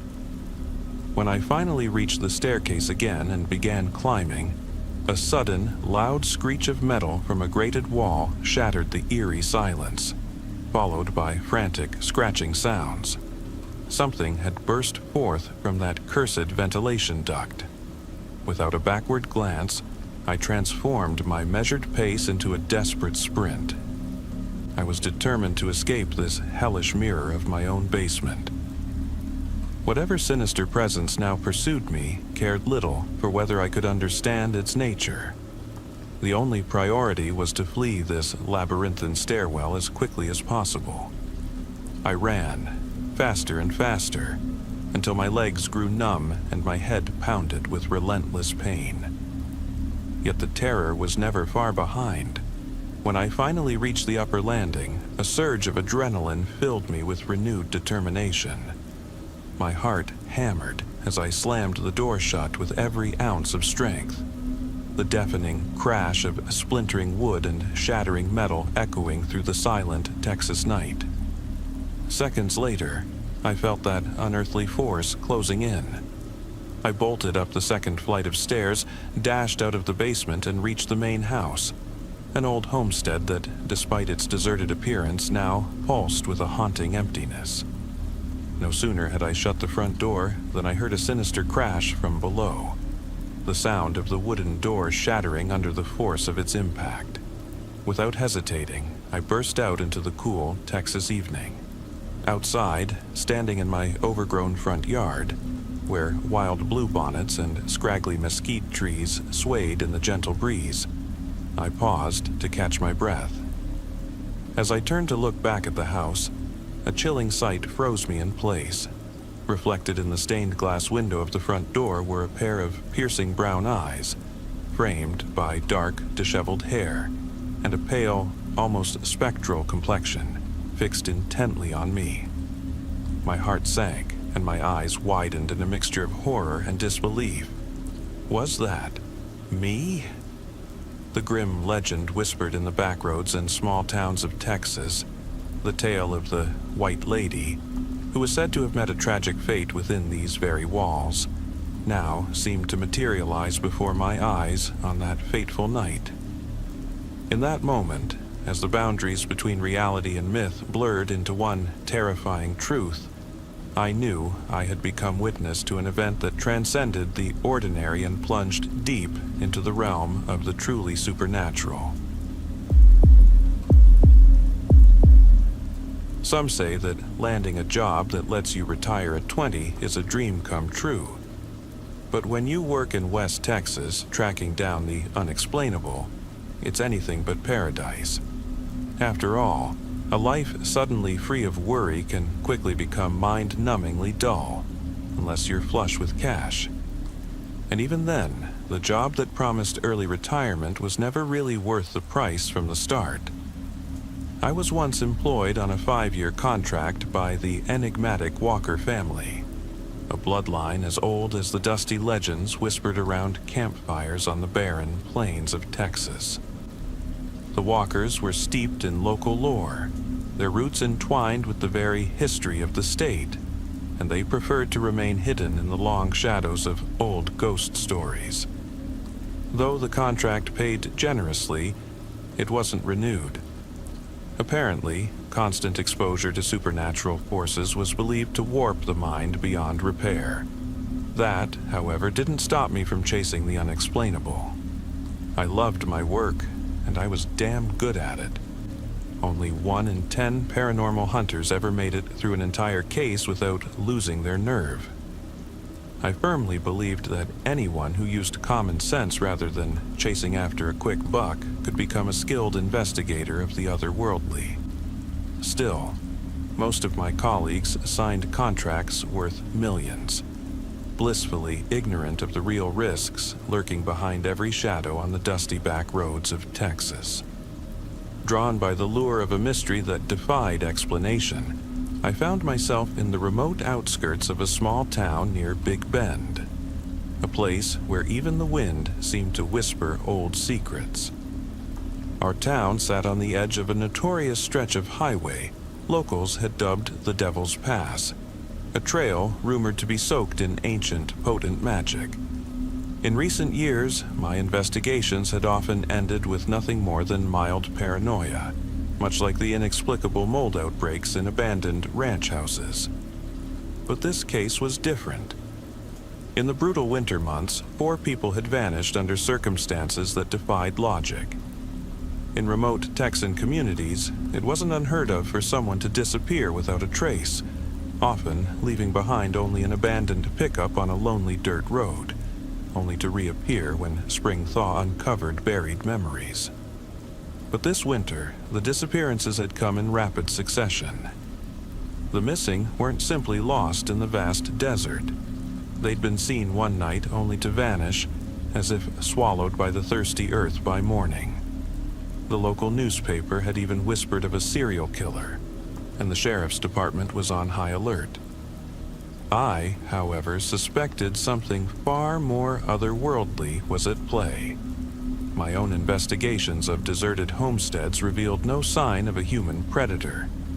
I had a knack, almost a sixth sense, for detecting residual magic.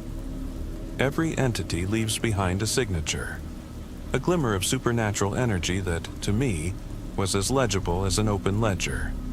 Some beings were clever enough to mask their tracks, but most left them behind like neon signs in the darkness. These spectral traces allowed me to reconstruct the events with a precision that was both unnerving and exhilarating.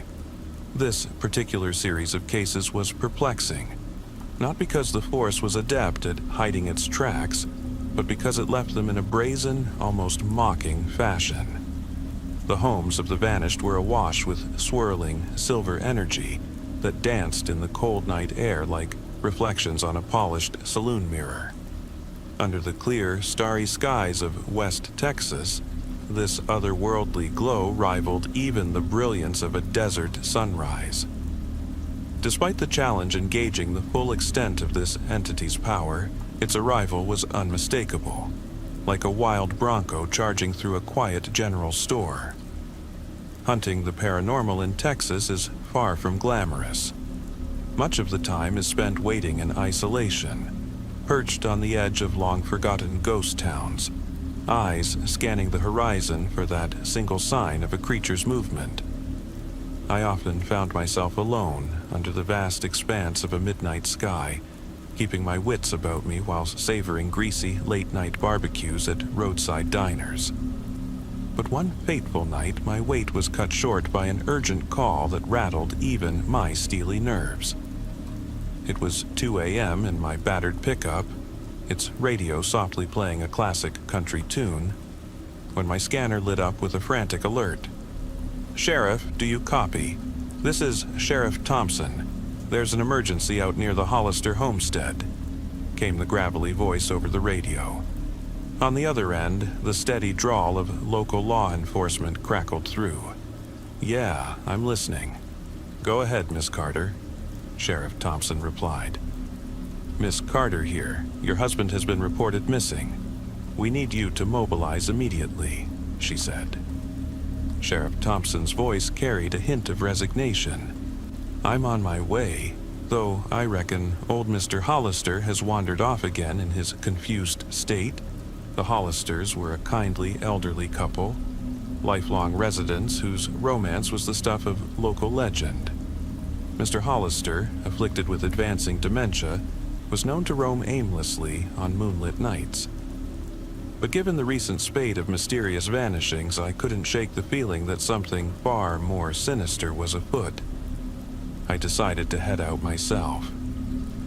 I drove past the weathered, whitewashed farmhouse of the Hollisters long before Sheriff Thompson's cruiser pulled up. Almost immediately, it was clear that this was no ordinary case of an old man lost in the dark. The property and the dusty trail leading up to it vibrated with erratic bursts of raw magical energy, a sure sign of an otherworldly presence.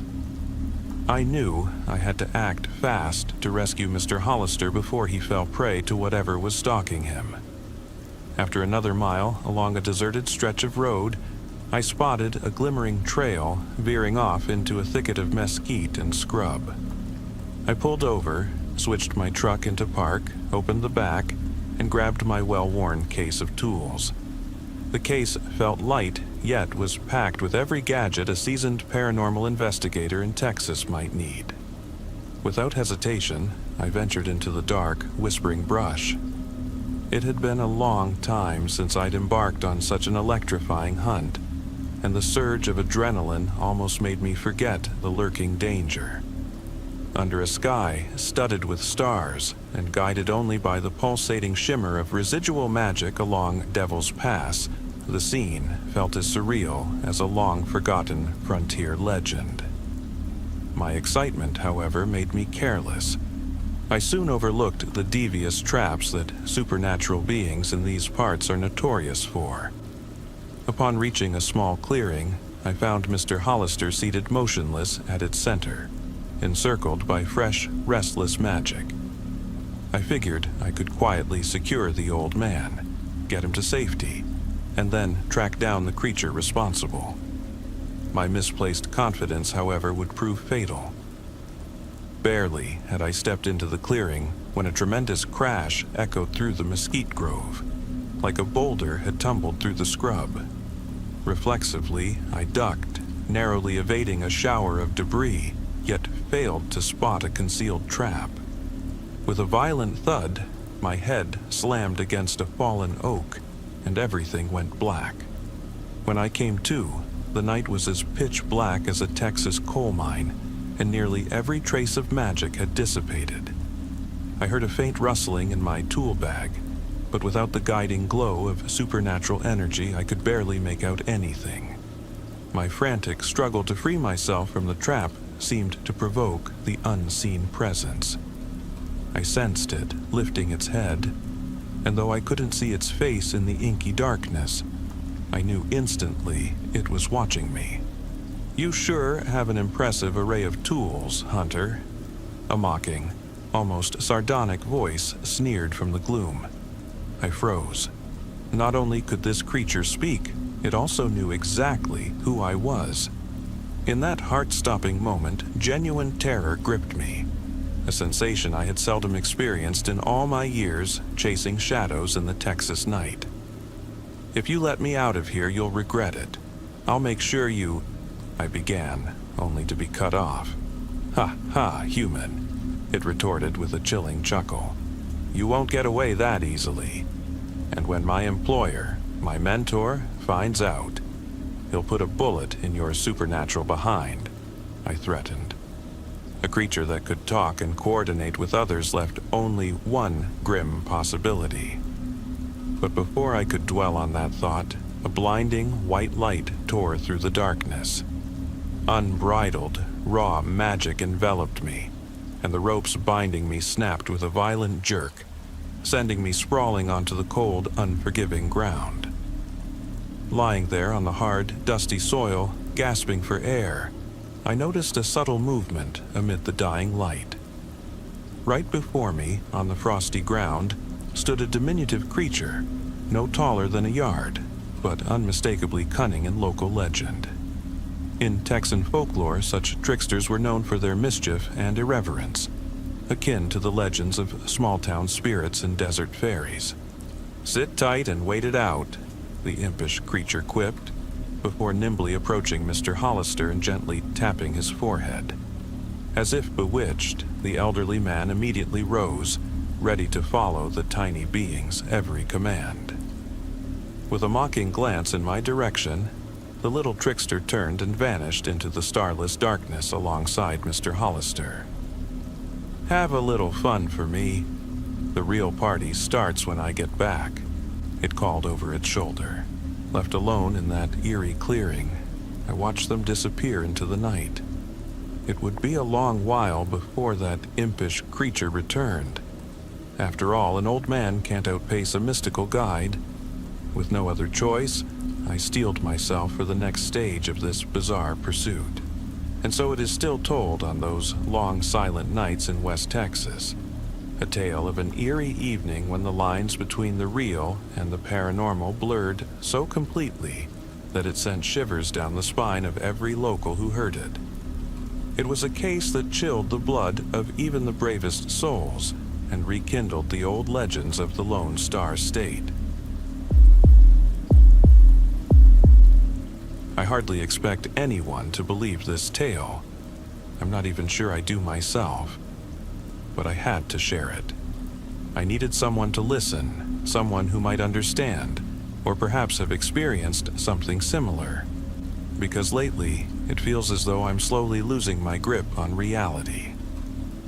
Back then, I was a broke college student from Austin, scraping by on a shoestring budget, when I discovered an unbelievably affordable rental in a decrepit farmhouse on the outskirts of Llano, a tiny, isolated town in the heart of Texas. I thought, this is exactly what I need. Sure, it sounded like the plot of a horror film, something reminiscent of The Conjuring, but I was desperate for a quiet place to live and study, no matter the cost. The first 2 weeks were uneventful. I hauled in my few belongings and settled into the rustic isolation of the farmhouse, tucked away on a dusty stretch of road surrounded by sprawling mesquite groves and rugged hill country. The silence was almost comforting, but soon an inexplicable odor began to invade the space. At first, I assumed it was a dead critter, maybe a raccoon or a possum left to rot under the relentless Texas sun. But the stench was far stronger, clinging to every room with a persistence that defied explanation. Then, as if that wasn't enough, I started finding tiny handprints on the grimy windows and smeared on the old, tarnished mirrors. I'd never been one to believe in ghosts, but those markings sent a chill straight down my spine. Days passed, and the smell only grew more oppressive. So much so that even the constant breeze from the nearby Llano River couldn't dispel it. I sprayed every kind of air freshener I could find and scrubbed every nook and cranny, yet nothing worked. With midterms looming, I tried to focus on my studies, refusing to let the eerie odor and unsettling signs distract me. Then, the truly bizarre events began. One sweltering morning, I discovered that my keys were missing from their usual spot on the worn wooden counter. I was positive I'd left them there. Frantically searching every room, I found no trace of them, even though I lived alone, with no roommates or unexpected visitors. At first, I blamed my own absent-mindedness, thinking maybe a friend had borrowed them during a brief visit. But soon enough, the mystery repeated itself. Items would vanish, only to reappear in completely different places, as if moved by an unseen hand. But the strangest occurrences were the sightings. Initially, I caught fleeting glimpses of shifting shadows at the edge of my vision, vague, dark forms that disappeared when I turned to look directly. I told myself it was just exhaustion from long nights at the local diner, sipping a lukewarm cup of Whataburger coffee before my early morning classes. Yet, the phenomenon intensified. At night, I began hearing soft footsteps echoing down the creaky wooden halls, whispered voices too faint to decipher, and even the sound of gentle tapping against the walls. I kept these experiences to myself, chalking them up to an overactive imagination, or the natural groans of an old farmhouse settling under the Texas heat.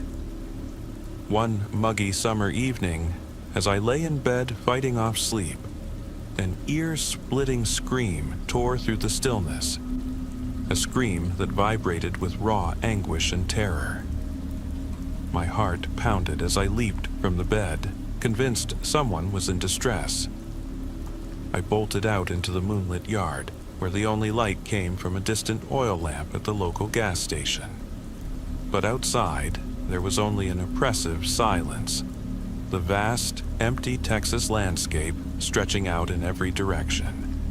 I stood there for what felt like hours, questioning if my mind had played tricks on me. Yet the memory of that blood-curdling cry remained indelibly real. Returning inside, I tried to dismiss my fear as a bad dream fueled by stress. But as I climbed the creaking staircase, I heard it again. A deafening bang as the door to my bedroom slammed shut. A door that had never had a lock, mind you. I tugged desperately at the handle, but it wouldn't budge. A wave of pure panic washed over me. In my desperation, I called the Llano County Sheriff's Department. When the deputies arrived, they barely spared a glance at my frantic recounting. "Probably just a raccoon or a stray dog," one of them said dismissively, after a cursory search that turned up no evidence of any forced entry or disturbance. Just a few days later, an insidious scratching began along the walls, a subtle, almost imperceptible sound that seemed to originate deep within the very bones of the house, sending shivers down my spine each time it emerged. In the following days, the unexplained events escalated into full-blown terror. Those fleeting shadows coalesced into distinct human-like figures, dark silhouettes with hollow eyes that lurked in the corners of my vision before vanishing as quickly as they appeared. I began to feel as though I was constantly being watched, my every move monitored by some unseen presence. My sense of reality blurred as I questioned whether I was on the brink of insanity. The most disturbing occurrences, however, were the nocturnal sounds. Night after night, soft, ghostly whispers crept into my ears, voices that sounded like children, crying out for help, as if pleading from the depths of a long-forgotten torment. One night, I was roused by the sound of high-pitched, eerie giggling that reverberated through the entire house. I raced into the living room, my heart pounding, only to find it empty. Yet the laughter persisted, echoing from every shadowed corner, filling the silence with an unsettling, almost mocking melody. It was in that moment I realized this wasn't just an old abandoned farmhouse. It was a cursed place, haunted by secrets too terrible to comprehend. That realization marked the turning point. Without a word, I packed my few belongings and fled that accursed property, not even bothering to inform my landlord. I spent several weeks holed up with my family in Austin, far removed from the terror of that isolated farmhouse. Then, one day, driven by a mix of lingering attachment and the need for closure, I returned to retrieve some forgotten items. What I found left me utterly speechless. The once familiar farmhouse was now cordoned off by bright yellow police tape, with deputies scouring the property. The house I remembered had been reduced to nothing more than a smoldering pile of ash, a haunting remnant that served as the sole evidence of its prior existence. A few days later, local news outlets reported a grim discovery. During the demolition, authorities had unearthed human remains, tiny bones, unmistakably those of a child, concealed deep within the ruins. The discovery suggested that these gruesome relics had been hidden away for years, buried under layers of neglect and decay. I never spoke of it again. No one believed my story, and I had an airtight alibi. Yet deep down, I knew that the house had been destroyed for a very good reason. Those tormented souls, the unseen children whose voices still echo in my ears, were never truly at rest. Every time I close my eyes, I hear their soft, desperate calls, repeating my name over and over. I've told this story countless times, but the horror remains as palpable as ever. And to this day, I wonder if I'm losing my mind, or if those restless spirits still linger in the dark corners of my memory. As I sit here in the dim light of my truck on the outskirts of Marfa, trying to piece together a coherent thought from that fateful night, my mind relentlessly drifts back to the cursed hours we spent at the abandoned Buckner State Hospital. Nestled in a forgotten corner of West Texas, its decaying brick walls and shattered windows concealed unspeakable horrors beneath the vast, starlit sky. The sharp tang of rust and decay, mixed with the lingering odor of stale antiseptic and dust, clung to the air like an unyielding curse. My mind had fought hard to block out the brutal truth, but tonight I must face it. And I share this account in the hope that it serves as a dire warning about meddling with forces beyond our mortal ken. It all began with what we believed to be nothing more than an innocent adventure. A ragtag group of 10 college friends from Dallas, self-proclaimed urban explorers and seekers of the paranormal, had caught wind of the infamous Buckner State Hospital, long abandoned and steeped in local legends of ghostly apparitions and inexplicable happenings. We were thrill seekers armed with modern gadgets, high-definition cameras, infrared night vision scopes, digital recorders, and of course, a trusty pickup truck to haul our equipment and supplies. Though local folklore warned of sinister happenings in the long deserted corridors of Buckner, we dismissed it as tall tales until that midnight when reality proved far more horrifying. Our journey began under a moonless sky. At precisely midnight, we arrived at the hospital, a hulking, desolate structure that stood like a haunted monument against the dark Texas horizon. Our truck's headlights barely penetrated the oppressive darkness as we stepped out, the sound of gravel crunching under our boots. The building's towering facade, with its broken arches and crumbling stone, resembled the gnarled hand of fate reaching out to claim us. With our hearts pounding like distant drums, we gathered at the imposing front doors. The heavy wooden barrier creaked open with an almost mournful groan, inviting us into a cavernous lobby where darkness stretched out like a bottomless pit. Barely had we crossed the threshold into the forsaken interior when strange, otherworldly sounds began to tear through the silence. At first, we attributed the creaks and groans of the dilapidated building to the natural decay of time. However, as we ventured deeper, the noises grew unnervingly distinct. Whispered voices that seemed too deliberate to be the wind, echoing footsteps that padded softly behind us, and distant, blood-curdling cries that ricocheted off the cold, stone walls. An oppressive tension filled the air, a palpable sense that we were being watched by unseen eyes, as if the hospital itself had come alive to trap us in its malevolent grasp. We tried to rationalize the occurrences as tricks of our imagination, but a dark certainty lingered. Something supernatural was at work here. Intent on capturing every unsettling moment, we set up our equipment in the dilapidated hallways. The longer we recorded, the heavier the atmosphere became. Shadows seemed to twist into sinister figures, taking on shapes that defied explanation. It was as if the building was slowly drawing us into a vortex of impending doom, a nightmare from which there was no waking. The turning point came in what once served as the hospital's infirmary. One of my closest friends, Billy, suddenly stopped in his tracks as a soft, childlike voice began to echo through the room. A plaintive sound that carried both sorrow and menace. The voice, seemingly coming from nowhere, sent a shiver of ice down our spines. We huddled around Billy, trying desperately to pinpoint its source. But with each passing second, the voice grew louder, more insistent, until the terror in Billy's eyes was unmistakable. His gaze glazed over in a vacant horror, and he staggered backward, hands clutching at his throat, before collapsing into a silent heap on the cold, grimy floor.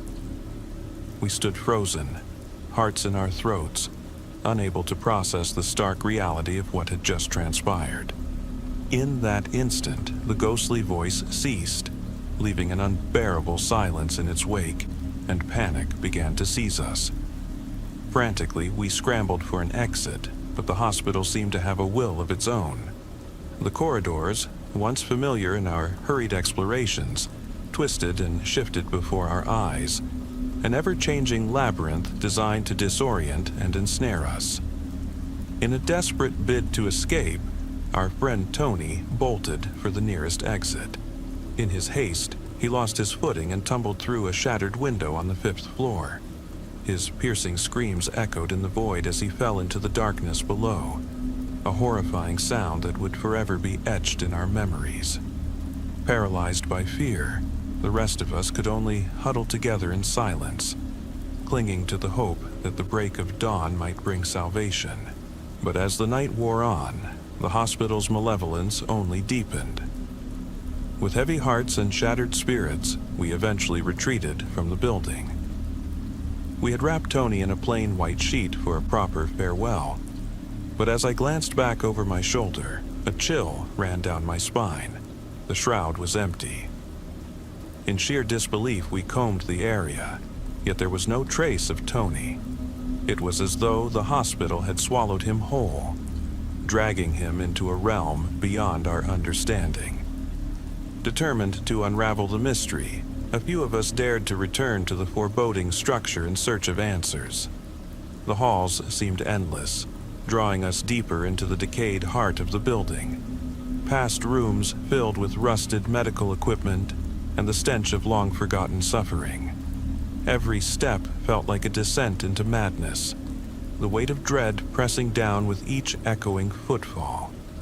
Then, in a shadowed chamber off a narrow corridor, we encountered a sight that defied belief. There, in a grotesquely twisted posture, lay Billy, no longer the lively young man we knew, but a lifeless figure contorted as if reciting an ancient, cursed incantation. His eyes were dark voids, and in a horrifying display, slithering snakes had wrapped themselves around his motionless body, as though summoned by his final, desperate words. In a moment of unbearable horror, it appeared as if Billy's body convulsed in a fit of unearthly frenzy, drawing the venom of those serpents, while his eyes glowed with a spectral light. Terrified beyond measure, we fled the chamber, yet the presence of Billy seemed to follow us, haunting our every step through the endless maze of the hospital. In the end, we realized with mounting dread that Billy had lured us into a trap. He had unwittingly guided us to the very source of our nightmare. The hospital was not merely an abandoned building. It was a living, malevolent force, determined to torment us with unending fear and despair, ensnaring our souls in its haunted grip. In one final, desperate moment, as we stumbled through a narrow passage, I caught sight of a faded, weathered sign embedded in a crumbling wall. The peeling letters read, "Welcome to the Lone Star Asylum." A shock shot through me, and my mind began to spiral. "This can't be real," I whispered in disbelief. But as I looked around, the horrifying truth became inescapable. We had never truly left the asylum. We remained trapped, forever at the mercy of the sinister, otherworldly forces that roamed its decaying halls. And then, in that overwhelming silence, I heard it again. The dull, foreboding sound of footsteps echoing ominously down a dark corridor. "Damn it, y'all, we're still here," I muttered, as the shadows closed in, and the hospital's ghastly presence sealed our fate. I was never a good sleeper. At 35, restless nights had been my lifelong companion. I wasn't plagued by vivid nightmares. Instead, my nights were filled with endless tossing and turning, with only brief, light moments of sleep that barely allowed me to function the next day, all held together by a bottomless pot of strong Texas coffee. Over the years, I tried every method I could think of, from traditional medical treatments and prescription drugs to alternative remedies suggested by local holistic healers. Growing up in a small West Texas town, I had learned early on to hide my insomnia from everyone, family, friends, co-workers alike. When I finally moved out and rented a modest apartment near Fort Worth, I gradually stopped visiting doctors altogether, relying instead on natural methods that never quite did the trick. A few years back, I turned to soothing media, lo-fi tunes, old Western movies, audiobooks about local legends. My tablet always sat on the nightstand as I attempted to lose myself in its gentle sounds. One night, while scrolling through my usual mix of online curiosities, I discovered a peculiar ASMR video. It wasn't like the others. Its soft, inviting voice was interwoven with eerie, looping footage of abandoned corridors that seemed to stretch on forever.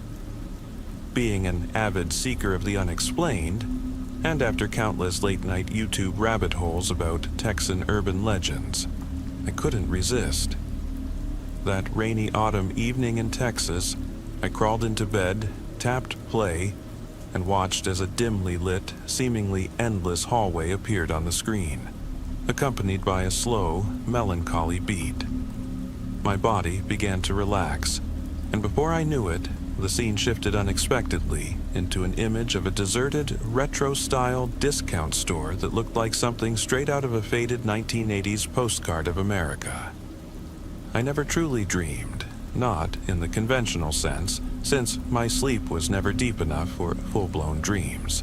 But when I finally opened my eyes, a blinding amber light overwhelmed me. A few disjointed moments later, I wasn't in the comfort of my own bedroom anymore. I found myself sprawled on the cold tile floor of an abandoned retail giant, a relic of a bygone era of American consumerism. The building still bore hints of its former glory, with its vast, echoing aisles and towering shelves loaded with memorabilia, old boxes of Twinkies, vintage Coca-Cola bottles, and packets of Doritos, all bathed in a soft, diffused glow. From hidden speakers, a crackling, nostalgic tune played. A tune that, despite its cheerful melody, was underscored by an unsettling silence that made my blood run cold. I sat up slowly, questioning whether I was in a dream, one that I'd never experienced before despite all the nights spent in light slumber. This forsaken store was far larger than I'd ever imagined. Countless aisles branched out in every direction, and in the distance I could barely discern the outlines of dusty old windows, a hint of the outside world. I decided to move toward them, hoping desperately to find an exit from this surreal labyrinth. Am I really dreaming? I kept asking myself. The music, though strange, was crystal clear, and the chill in the air felt all too real. I half expected the front doors to suddenly swing open, rescuing me from this waking nightmare. But the further I walked, the longer the corridors stretched, and soon the labels on the shelves blurred into indecipherable smudges until they meant nothing at all. I can't say how long I wandered. Those front windows seemed to recede into infinity. At last, I stopped, a crushing dread seizing me as I tried to force myself awake. In a trembling voice, I shouted, "Wake up!" Yet there was no answer, only an eerie, momentary silence. Then, without warning, the music died, and a calm, almost unnervingly neutral, male voice broke through the quiet over the store's PA system. "Attention shoppers, the store is now closed. Please make your way to the nearest exit." The announcement repeated a few times, and just as I called out again, desperate for someone, anyone, to acknowledge my presence, the lights began to flicker and die, one aisle after another. Dark shadows slithered across what had once been bright, welcoming corridors until the entire store was submerged in a feeble, yellow glow. Doubt gnawed at me. What if this wasn't a dream at all? There was something profoundly unsettling in the air, something that defied all logic. With no other option, I pressed forward. Suddenly, at the end of a narrow aisle, I spotted a figure. Who could it be? Perhaps a friendly cashier from a long-closed discount store, or maybe someone I once knew from back home. I strained my eyes in the darkness, expecting to see a familiar, comforting face, but instead, a gaunt, spectral silhouette emerged, its form unnaturally thin, missing every recognizable human feature. A sickening dread clenched my stomach. The figure stood there, a shapeless mass of impenetrable black, swallowing the faint beams of light without a trace of eyes or any hint of humanity. "Come on, wake up already," I silently begged. I had only been seeking a few hours of peaceful sleep, yet this nightmare was beyond anything I had ever imagined. Slowly, I began to backtrack down the aisle, never daring to lose sight of that horrifying shape. Around me, towering shelves packed with nostalgic snack wrappers and remnants of a bygone era of American retail closed in, until suddenly the dark figure took a deliberate, resounding step. A heavy thud that shattered the eerie calm of the abandoned store. "Attention shoppers, the store is now closed. Attention shoppers, the store is now closed." The mechanical, almost robotic tone echoed in my ears, only to abruptly shift into a jarring alarm that threatened to strip me of my hearing. In that heart-stopping moment, the dark figure surged forward, its footsteps pounding on the worn, cracked tiles as it advanced relentlessly.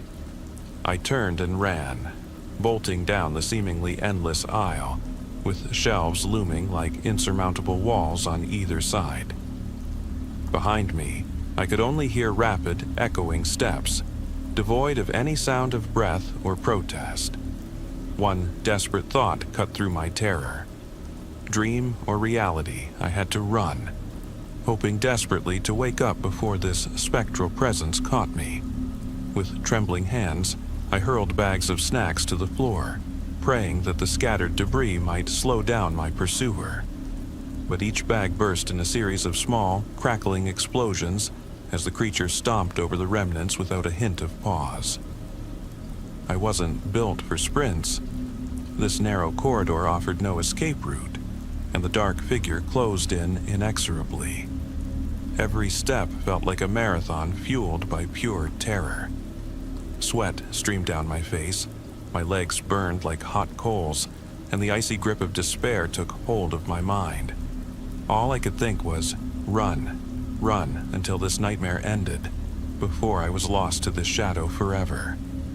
Then my legs betrayed me. With squeaking shoes echoing on the cold, unyielding tiles, I felt my body collapse. In one final, frantic act, I lunged for a nearby shelf stacked with dusty snack boxes.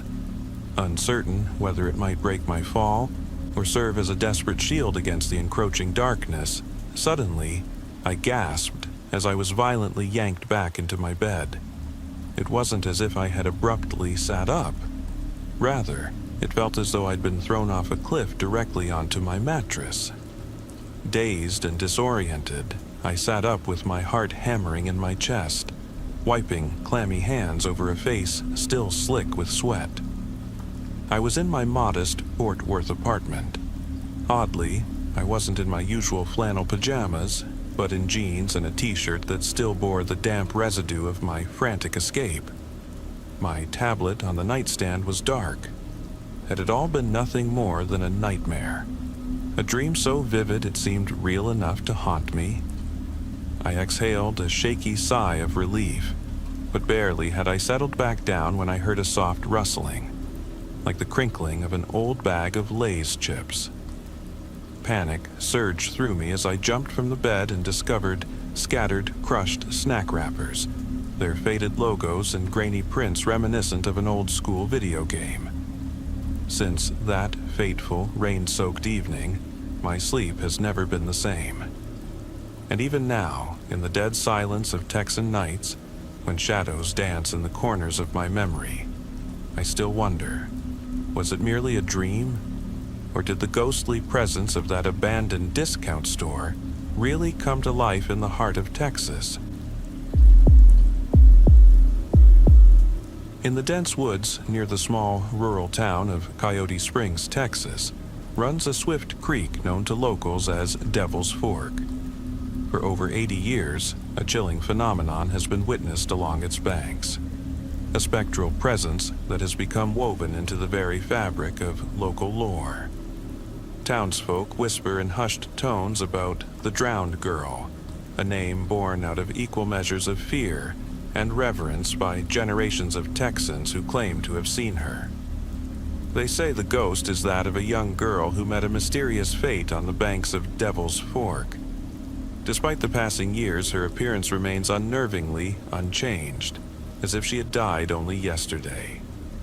Witnesses describe her in striking detail, a cascade of fiery red hair that now shimmers with hints of earthy brown under the relentless Texas sun, and hazel eyes that glint almost green when the light catches them just right. She is forever clad in a grimy white dress, its hem long frayed by time, and curiously, she's seen with only one battered boot, the other, pale and shoeless, dangling limply in the water. Whenever the local sheriff or a team of Texas Rangers arrives to investigate reports matching her description, she vanishes into thin air, as if dissolving into the humid, stifling atmosphere of a long, sweltering summer night. Some even claim that in the brief moment someone dares to look, her lips twitch ever so slightly, as though in silent acknowledgement, leaving behind an eerie reminder that perhaps her existence is no mere fabrication. The Coyote Springs Police Department is well acquainted with the legend of Devil's Fork. Over decades, numerous patrols have been dispatched whenever tips arose about a body matching the ghostly description. Yet each time, the mysterious figure would vanish before anyone could get close. Some locals dismiss the tale as a product of overactive imaginations in a town too prone to tall tales, while others insist that the consistency of her appearances defies rational explanation.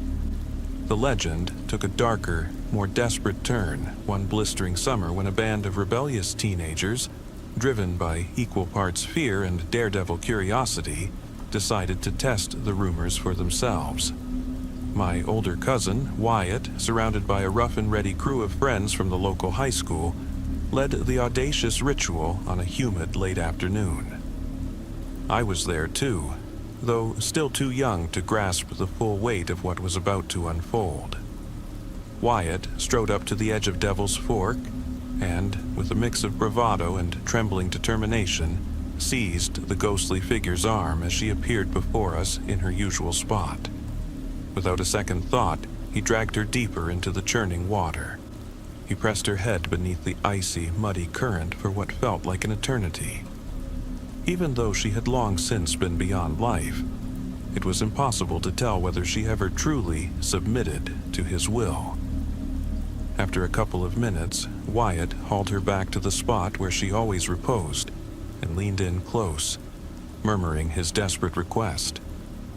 All he wanted was money, maybe even a new pickup truck, to replace his old, barely running rig that had seen better days. For a hot-headed teenager in a small Texas town, such a wish seemed worth every risk. Then, without warning, Wyatt froze as if he'd heard some ghostly whisper carried on the humid air. None of us could make out a single word, but later, some of the other kids swore they saw the spectral girl's lips quiver, though we were too far away to discern what might have been said. Moments later, Wyatt's face twisted into an eerie grin, more reminiscent of a wild animal than of any expression of satisfaction. "Wyatt?" I asked in a trembling voice. "What's happening?" "Nothing," he snapped back. laughing harshly in a tone that sent shivers down our spines. Nothing. She's going to give me exactly what I asked for. In the days that followed, several other local youngsters ventured to Devil's Fork to attempt their own rituals, convinced that the ghostly girl held a cursed power capable of granting their most desperate wishes. I, however, kept my distance as those ominous nights passed. In our tight-knit community, rumors spread like wildfire, and soon every hushed conversation spoke of the unholy pact made that fateful afternoon. Wyatt, meanwhile, seemed to be floating on a cloud of reckless ecstasy, as though his wish had already been fulfilled. He began hosting wild parties in the basement of an old, abandoned barn on the outskirts of town. Sneaking bottles of whiskey from his father's hidden stash, he carried himself as though nothing had disturbed the natural order of things. That is, until Uncle Jesse, an old-school Texan with a deep respect for law and order, delivered a stern talking to one humid evening, leaving Wyatt visibly rattled. For us kids, it had all felt like a daring step toward adulthood, though now I realize it was the harbinger of something far more sinister. Roughly 2 weeks after that ill-fated ritual, I noticed a disturbing change in Wyatt. One cool evening, I found him slumped in an old rocking chair on the porch, staring out into the dark woods that bordered Devil's Fork. He looked gaunt, his skin stretched tight like the surface of a worn leather boot, and his eyes bore the mark of a wild, almost animalistic desperation that made my heart pound in terror. When I timidly reached out to him, he recoiled as if I'd touched something unholy. "What's wrong with you?" I asked softly. "Ever since that night, you've been acting crazy." "Crazy?" he retorted sharply. "You don't know a damn thing." Yet behind those words lay a palpable despair, his eyes flickering away from mine as if ashamed of a secret too dark to speak of. Finally, in a voice barely above a whisper, he murmured, "What I asked for is coming tomorrow." His face broke into an unsettling smile, while his hands trembled violently in the dim light of the porch lamp. Fear and confusion drove me to withdraw into myself, unable to fathom his cryptic warning. I never spoke of that night with anyone. The ritual was to remain a guarded secret, far from the prying eyes of our elders who'd sooner shut us out at the mere mention of Devil's Fork.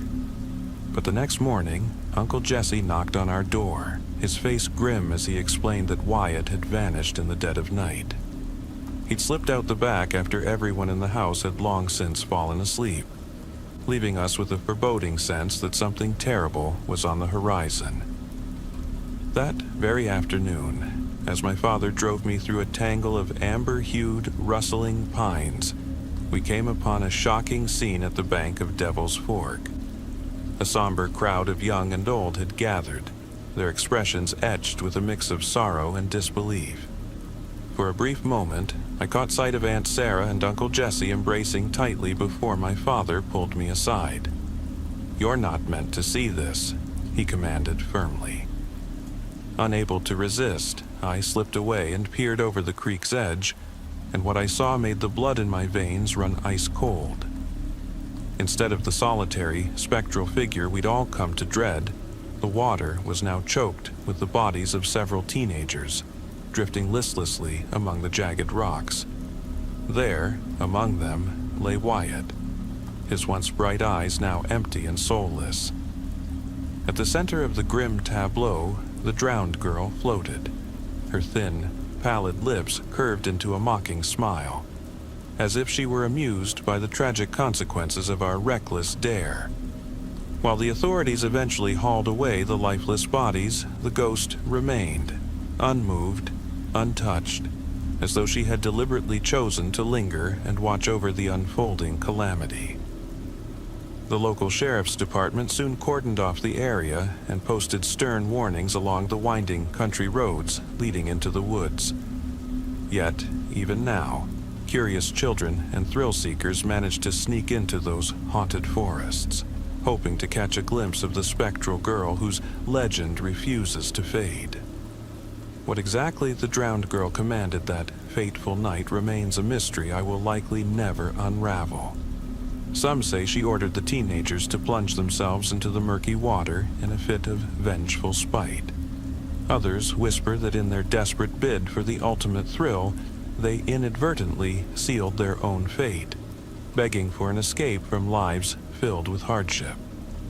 I can't help but believe that, for the first time since her untimely demise, the ghostly figure rose up to drag each of those young souls down into the inky depths of Devil's Fork with her own spectral hands.